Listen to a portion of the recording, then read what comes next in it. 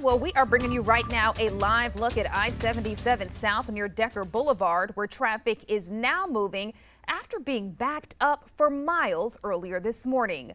The video that you see on your screen now is what it looked like earlier this morning. We're being told the backup is tied to Fort Jackson's Family Day and new security protocols at the gate.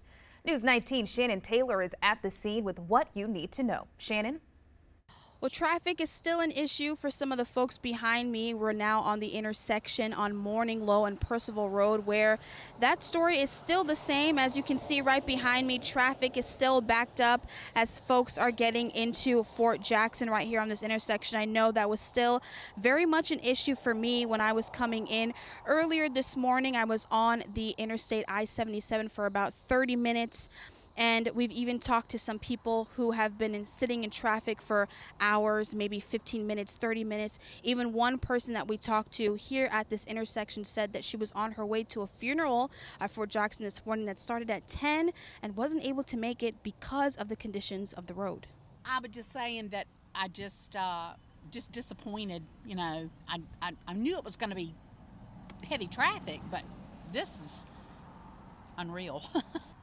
I guess it was a good 15 minutes longer than I expected on the interstate, getting off the interstate to get to Fort Jackson. And then once I got off the interstate, there was another 15 minutes. So it was well into the time that I needed to be to the funeral.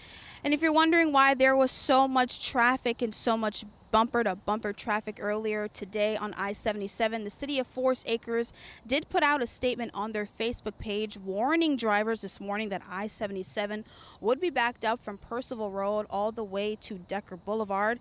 They also say that Fort Jackson has implemented a new check-in system, which was causing most of the delays that many of us saw earlier today.